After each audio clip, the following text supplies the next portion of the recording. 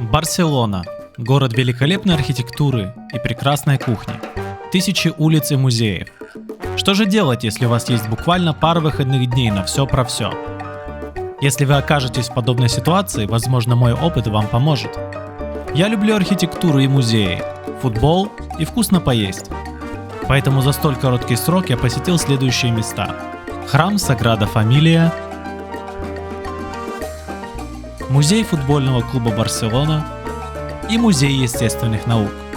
О каждом месте далее подробнее, а в самом конце я оставлю общее впечатление о городе и ценах.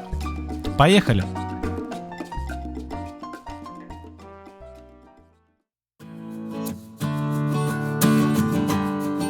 Если вы когда-либо планируете посетить Барселону, вы просто обязаны посетить храм Саграда Фамилия. Этот храм строится с 1882 года, и согласно инициаторам проекта, финансирование строительства выполняется исключительно за счет пожертвований прихожан, что и объясняет столь долгое строительство.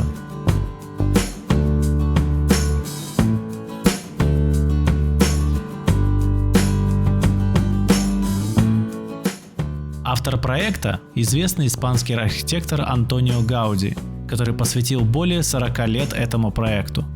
Даже после его смерти в 1926 году храм продолжают строить по его замыслам. Этот грандиозный проект не оставит никого равнодушным, ведь эти колонны в форме деревьев и древесных крон, а также витражи в солнечный день выглядят просто волшебно. Мы провели просто полчаса внутри, чтобы насладиться этим великолепием. Неудивительно, что здесь всегда много народа.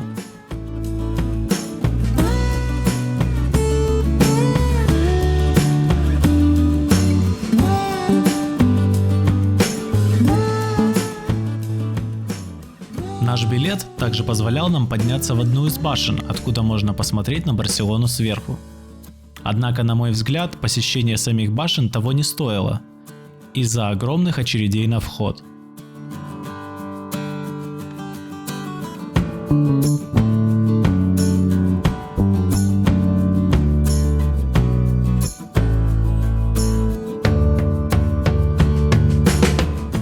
Стоимость билета для входа в храм – 26 евро, а если вместе с посещением башен – 36 евро.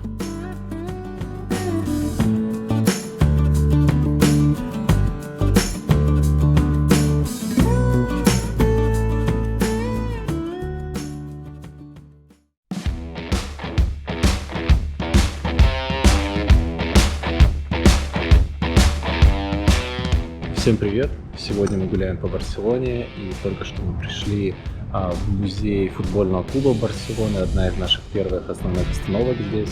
В данный момент, к сожалению, сам стадион находится под реконструкцией, туда нельзя зайти. Сходить в музей, посмотреть на трофеи, устроить себе экскурсию, почему бы и нет. Я уже был в похожем музее, только уже футбольного клуба Байер Мюнхен, ну а на сегодня сама Барселона.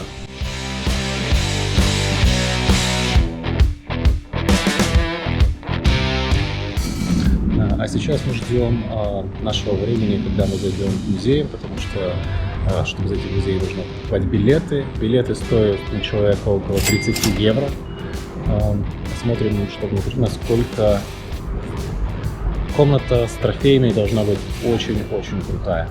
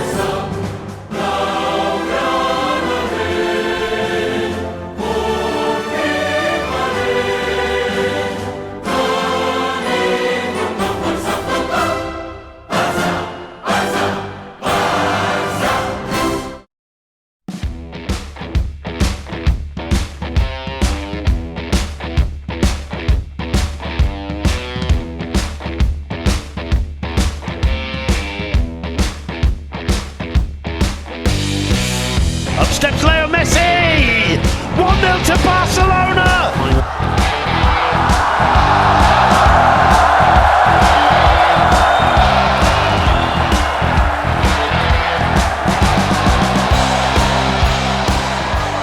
Ну, а как бонус в завершении нашего похода в музей у нас будет интерактив с робо-голкипером.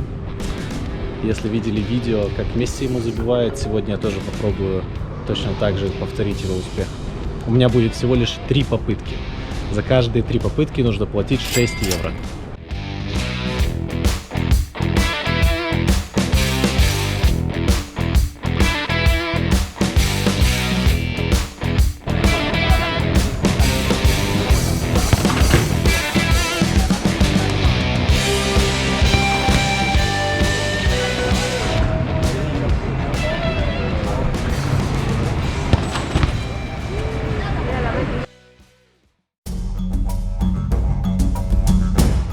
Как и многие в детстве, я безумно фанател от динозавров, и для меня было большим открытием, когда, зайдя в музей науки в Барселоне, меня встретили различные представители этих видов в полный рост.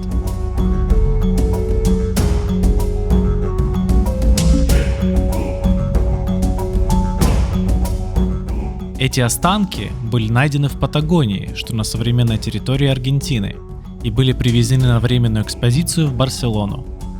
Им более 200 миллионов лет, но их размеры и полнота скелетов завораживают.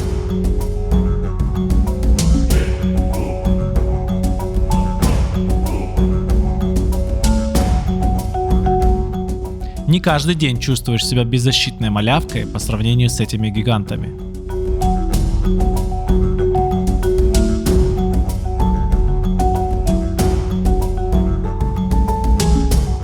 Где бы вы ни были, если вам попадается на глаза вывеска «Интерактивный музей науки», вы просто обязаны туда зайти. Я уже посещал такие музеи раньше в Амстердаме, Бергене и Берлине, ведь люди всех возрастов смогут легко найти себе здесь тему по интересам. Нравится химия, физика, геология или биология? Как на самом деле происходит извержение вулкана?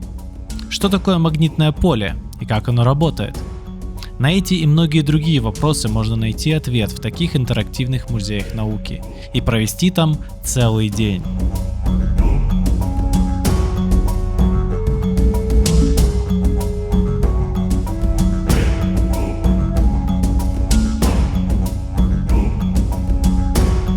Вход в музей был всего 6 евро. Однозначно рекомендую.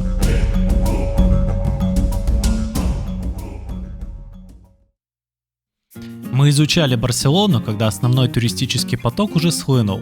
И знаете главное, что меня удивило? Относительная тишина, когда идешь по городу, никто не суетится и не кричит.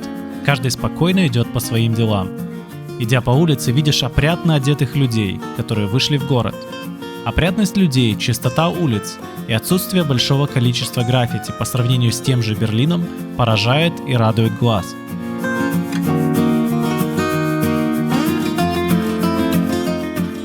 По городу мы передвигались с помощью метро, в котором, несмотря на свой туннельно-бункерный типаж, было очень легко ориентироваться. Цена на общественный транспорт 2,5 евро, но мы покупали билет на неограниченное количество поездок за 72 часа за 25 евро. Добраться с аэропорта или в аэропорт на метро займет примерно полчаса времени. Как человек, который не очень любит рыбу, именно в Барселоне я понял, сколько я упускаю в плане морепродуктов, когда я попробовал местную паэлью. Размеры порций и их вкус меня поразили. Теперь паэлья прочно вошла в мой рацион. В плане цен покушать на человека будет стоить около 10-15 евро.